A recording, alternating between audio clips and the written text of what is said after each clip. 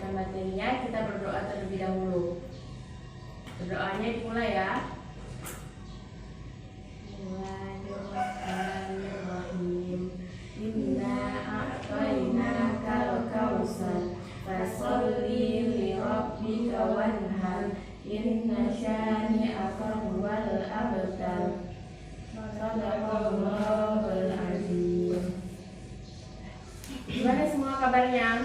Baik, Bu. Sebelum kita mulai pelajaran, Ibu absen dulu ya. Eva Irmala, Saya, Bu. Aina Amalia, Saya, Bu. Siti Syaprializa. Saya, Bu. Oke, jadi tujuan kita mempelajari materi tentang pembunuhan ini ialah agar kita lebih memahami bahwa tidak semena-mena untuk menghilangkan nyawa seseorang, karena nyawa seseorang itu sangat berarti dan tidak dianggap sepele. Kemudian di sini saya akan menjelaskan tentang pembunuhan. Pembunuhan ialah menghilangkan nyawa seseorang dengan sengaja ataupun tidak sengaja dengan menggunakan alat yang bisa mematikan, yang dapat mematikan. Kemudian macam-macam pembunuhan itu ada 3. Pertama, pembunuhan yang disengaja atau pembunuhan yang disengaja. Contohnya itu seseorang yang sudah meniatkan untuk membunuh seseorang.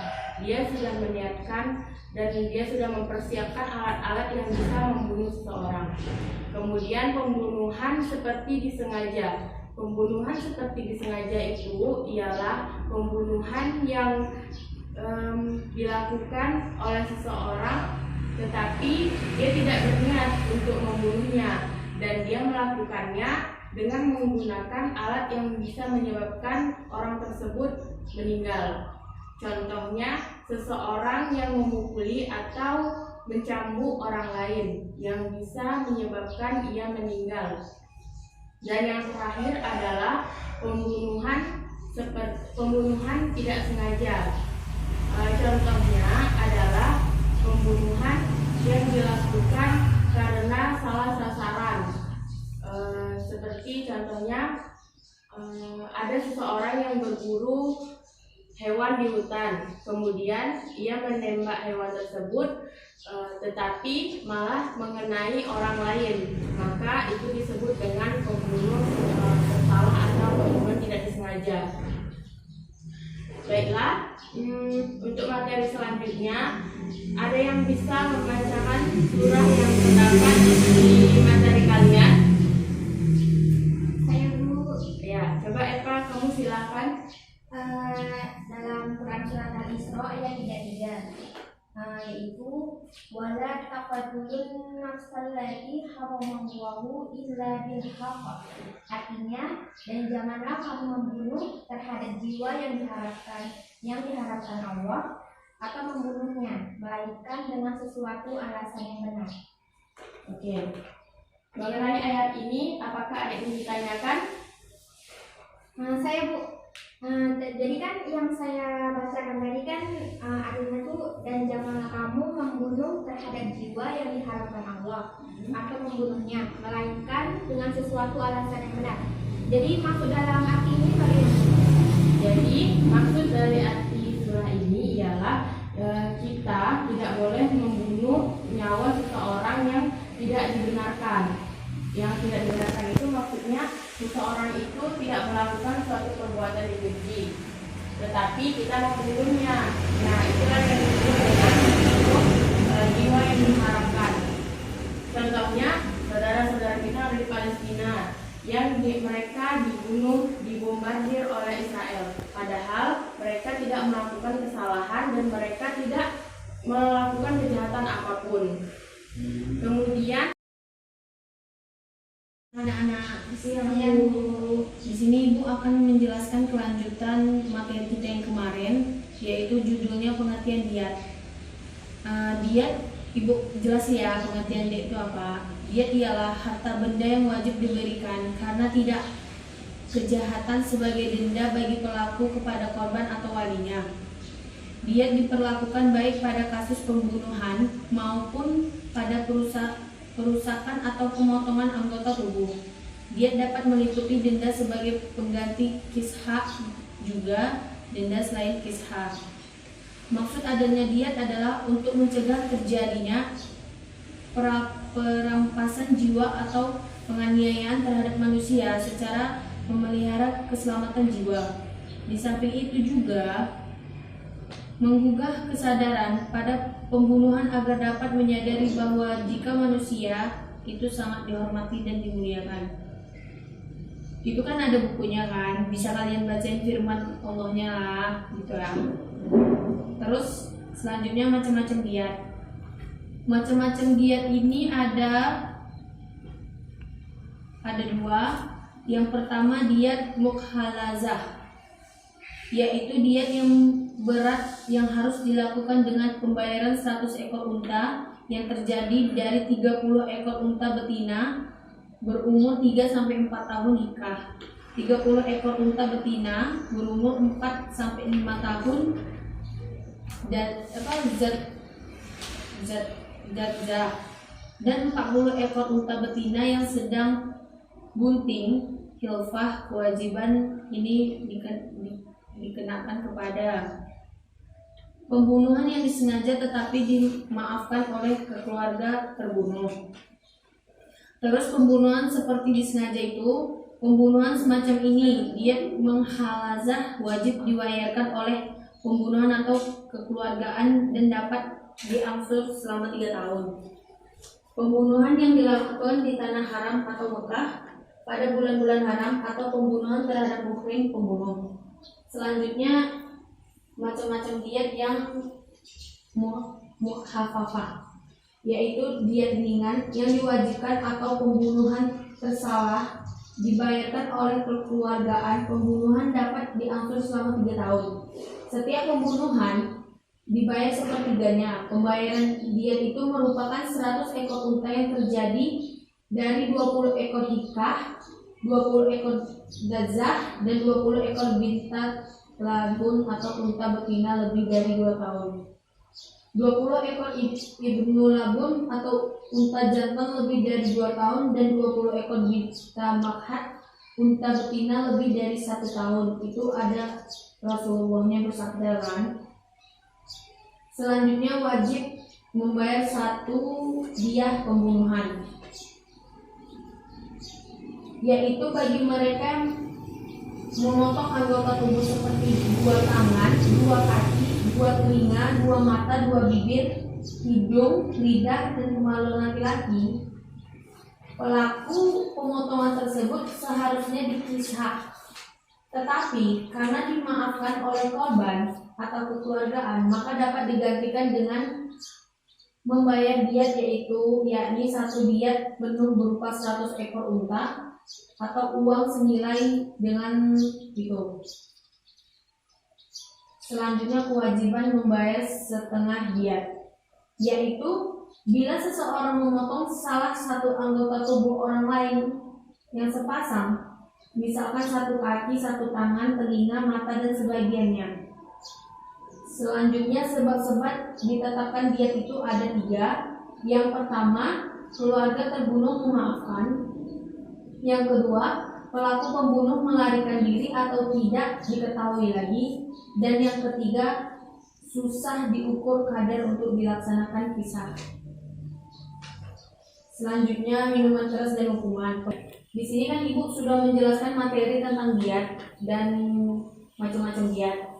Ada yang ingin bertanya? Saya Bu, Silakan. apa tujuan diberlakukannya diat? Apa tujuan diberlakukannya diat? Bisa Ibu jawab langsung? Maksudnya itu adalah agar manusia bertanggung jawab atas perbuatan yang dilakukan akibat menghilangkan nyawa seseorang. Ada yang belum paham? Baik, kalau Ibu bisa langsung ngasih kelompok nggak? Kita berbentuk U gitu.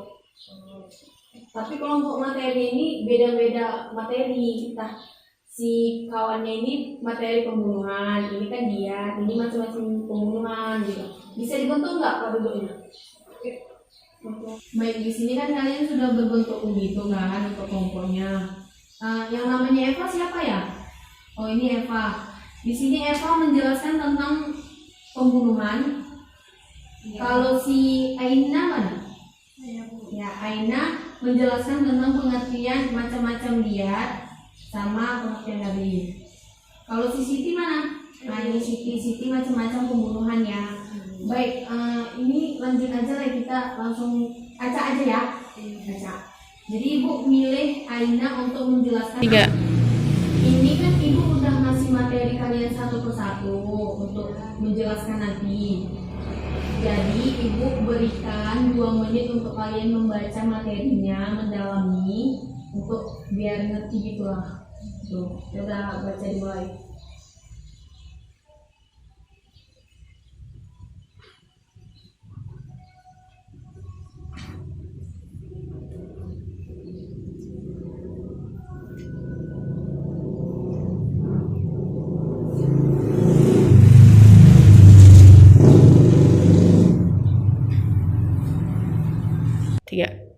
Waktunya kan udah habis, ibu ngasih 2 menit untuk kalian mendalami materi ini. Jadi untuk Aina, persilahkan boleh duduk sini untuk menjelaskan biar kawan-kawannya ngerti juga. Bagi kawan-kawannya didengar ya, dicermati apa yang disampaikan Aina. Dia bermacam-macamnya. Pengertian dia adalah harta benda yang wajib diberikan karena tindak kejahatan sebagai denda bagi pelaku kepada korban atau walinya. 3. Dia diberlakukan baik pada kasus pembunuhan maupun pada perusakan atau pemotongan anggota tubuh.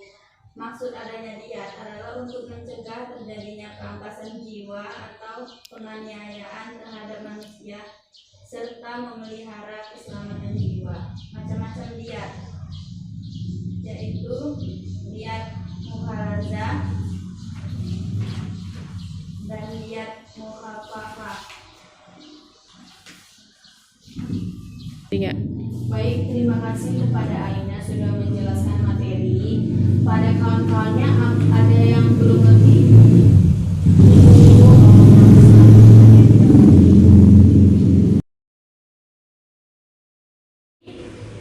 Minggu kemarin kan Ibu Vinda yang masuk dan dia sudah menginformasikan kepada saya bahwa dia sudah membuat kelompok ya. Siapa-siapa aja yang udah presentasi? Ini baru kamu. Bahan materinya sudah dibagikan? Sudah. Kalau sudah, kalian baca sebentar dan nanti akan saya panggil satu-satu untuk kembali mempresentasikan bahan materi yang sudah diberikan. Oke, saya kasih waktu untuk membaca.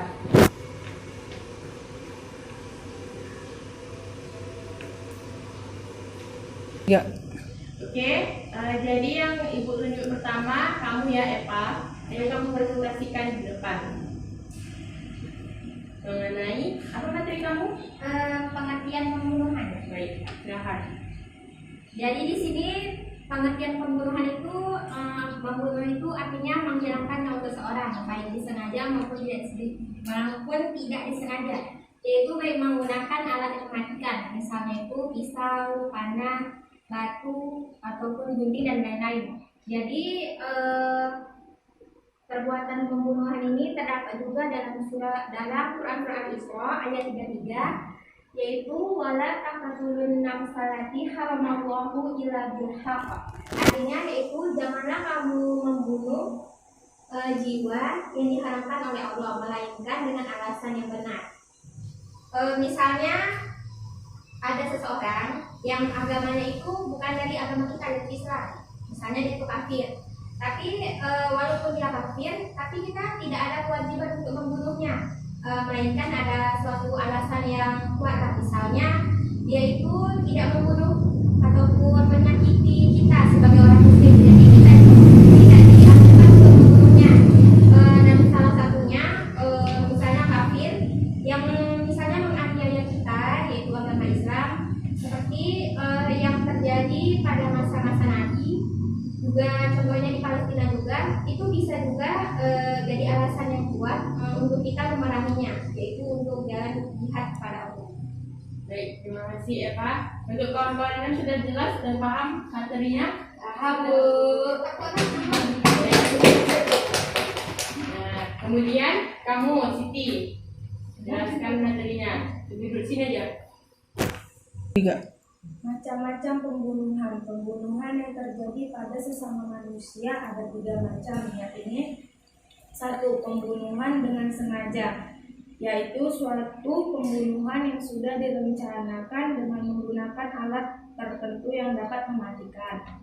2. Pembunuhan seperti disengaja, yaitu pembunuhan terhadap seseorang tidak diniatkan untuk membunuh dengan alat yang tidak mematikan, tetapi nyatanya orang tersebut mati dengan alat itu. 3. Pembunuhan tersalah atau tidak disengaja, yaitu pembunuhan karena kesalahan semata-mata tanpa direncanakan dan tidak ada maksud sama sekali. Baiklah, terima kasih. Paham kan materinya semuanya? Paham, Bu. Nah, jadi, silakan kembali. Jadi, untuk materinya ini kesimpulannya adalah bahwa kita tidak boleh sembarangan dalam menghilangkan nyawa seseorang, karena kehidupan manusia itu sudah dijamin oleh Allah dan sudah dijamin oleh negara dan sudah dijamin oleh tempat dia tinggal. Jadi sebagai manusia dan sebagai sesama manusia, kita tidak mempunyai hak untuk menghilangkan nyawa seseorang kalau seseorang itu tidak melakukan kejahatan, tidak melakukan perbuatan keji. Tetapi lain halnya apabila dia melakukan perbuatan keji seperti perzinahan atau dia melakukan pembunuhan terhadap orang lain, sehingga kita bisa melakukan qisas terhadap dirinya. Dan dia memerangi umat muslim sehingga kita bisa kembali memeranginya, yang disebut dengan jihad.